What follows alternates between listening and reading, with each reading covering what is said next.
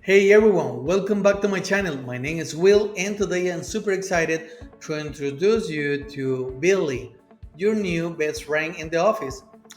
Well, let me tell you a little bit about Billy. He's an RPA bot built with Power Automate Desktop, and he's going to help you automate the process of handling bills, invoicing, any kind of document, and sending this information to your accounting team, or at least that's what Billy is going to do from now on, helping me on a monthly or bi-weekly basis and sending this information to accounting. Now, if you are ready to save time, boost your productivity, and more important, learn something new today, just stay with me, subscribe to the channel, like this video, share this video with your network because this tutorial is going to help you a lot in our assist process and the process that we are going to automate with Power Automate Desktop, which is really important right now is that if you don't have Power Automate Desktop installed on your computer, I will be leaving the link on the description box below so you can follow the instructions out of the link and install Power Automate Desktop on your computer. Okay, so let's start by defining the steps. Step number one, the first step is to get all the files contained into this specific folder. No matter if the file it's a PDF file, a Word document, or any other kind of files, we are going to get and we need to work with all and each of these files contained into this specific folder. Step number two, once we have all those files contained into a variable on Power Automate Desktop, we need to send an email for each file, and each email needs to have on the subject line the file name. This is super important and required by accounting, so that's why we are going to follow that instruction and send one email per one file found into this folder. Then the last step, the step number three, is going to be like once these files are sent via email, we are going to move each file on each round to the folder named completed, which is actually this folder here below. This is the robot will be getting all the list, all the files that we have to process. Once he has all those files, he is going to work one file at a time and send one email with that specific file attached, and the subject is going to have that file name. And once he sends out that email, that file will be moved by the robot to this complete the completed folder. Okay, so that's our assist process that we are going to automate with Billy. Okay, so let's now move to Billy and see how Billy looks like. Okay, perfect. So this is the Power Automate Desktop, the developer interface. And in here we have a few actions that we are going to explain briefly in a few seconds. Now, remember that the step number one is to get all the files contained into a specific folder. Step number one is done between action number one, two, and number three. All right, so using these three actions, you are getting all the information or all the files contained into that specific folder. The step number two is send an email through Outlook to accounting team. That step is being done on the action number 6. And then the last step, the step number 3, which is move the files from one folder to another, that step is being done on action number 7. So the bot itself or the process itself is quite simple, and I'm going to explain each action right now so you can get a better understanding. The action number 1, the launch Outlook. This action What it does is that it launches or opens Outlook if Outlook is already closed or is closed.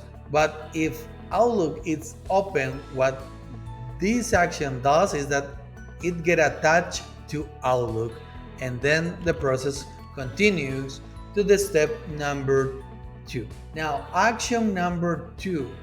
The action number 2, what this action does is that this action displays or pop-ups a window, a small window on your computer, and ask you, in this case we have defined this dialog description that says please select the folder with the invoices needed. So this folder may change from time to time. That's why we are just uh, defining like an initial folder. So every single time this robot runs, he is going to ask you, hey, please select the folder that you need. So you only have to go select the folder, and that folder selected is going to save into the variable produced, the variable name selected folder. Again, remember that variables are like a small tiny boxes, and you put stuff into these boxes. In this case, we are putting into the box the folder, the selected folder that the robot is going to use. Now let's click on save. Now let's go action number 3. So as you can see, this action name is get files in order, which is self-explanatory and is quite simple to use. You are going to use the variable that contains the folder that was previously selected, which is the selected folder variable. Then all the files, because this file, what it does is that get files into a specific folder, all the files that is going to be get by this variable will be contained into another variable, and that variable name is files. Okay, remember this. Now let's click save. Now let's go to the action number 4. The action number 4 is, I really like this action, is a loop, but this loop this loop name is a for each action. So what this variable does is that if you have a list of file or a list of anything that you need to process, this loop action is going to work with each item contained into that list, into that data table, into that whatever list of information that you may have. So remember that the files variable contains the whole list of files found into that folder. So every single round, because this action is going to do rounds based on the amount of files or data table that you may have, but every single round is going to contain the folder, the file path or the file location into the current item variable. Okay, so he runs, put one file name, runs again, put another file name, and so far and so on, with all the files contained into the files variable, which is a list of files. Now let's click save or cancel, doesn't matter at this point. Then this action number 5 is just for showcasing purposes. He's going to close automatically within 3 seconds, and what he's going to do is that he is going to use the current item variable, but instead of showing the full file path or where the file is located, he's going to showcase only the specific file name of each round. Then the action number 6, like I said before, this is the step number 2. Action number 6 is send email. Let's open this one. Useful information, which is the Outlook instance, is the Outlook instance variable created on the action number 1. Then we have the account name is the user email address, in this case my email address. Then on the two is going we are going to put the email to which we need to send every single file on every single round. The subject, remember that we need to use the file name on the subject line of the email. So that's why we are using current item dot name, which is this variable only contains the name of the current item uh, variable at every round, which is going to be at this moment only the file name. The body, like any message, we are putting like a simple body here. Please process this invoice. And then the attachment, in this case we are using the current item, we are using the full file path because this file is going to be sent um, to this email on every single round. But remember again, the current item value is going to be changing one round for each town for every single file.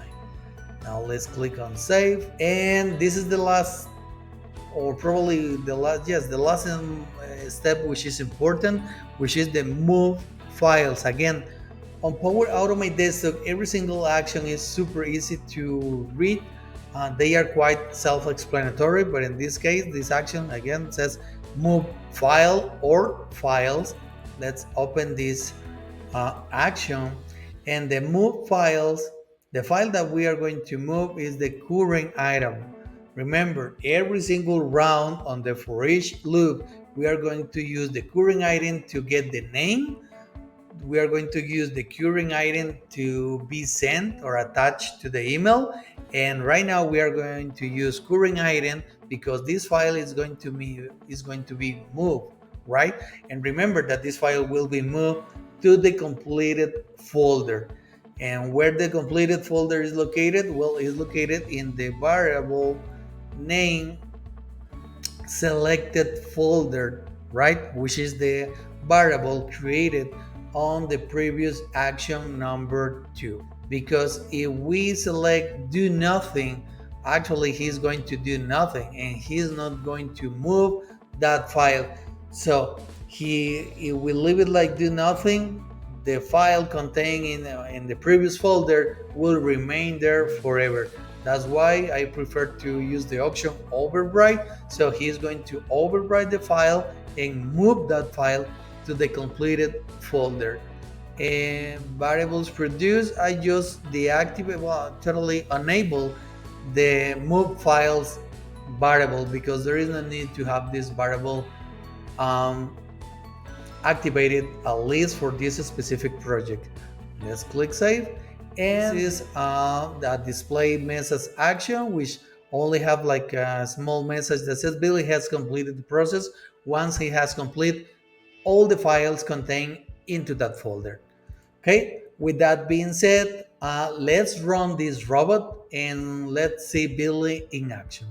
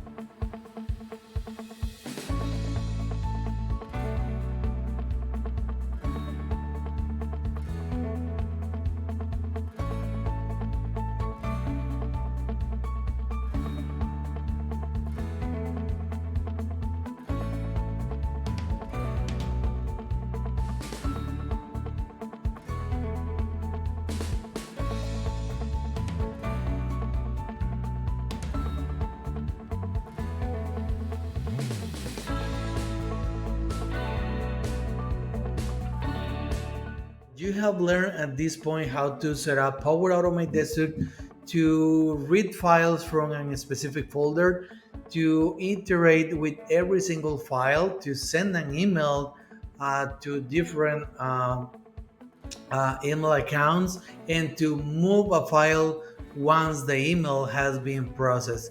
So Billy is now ready to take over this task and saving you time and making your day easier. Now, if you found this tutorial helpful, please give it a thumbs up, share it with your network and your family, your friends, and with whoever you think this tutorial is going to be helpful. Please don't forget to subscribe to more automation tips and tutorial about Power Automate Desktop and artificial intelligence. Thanks for watching and happy automating.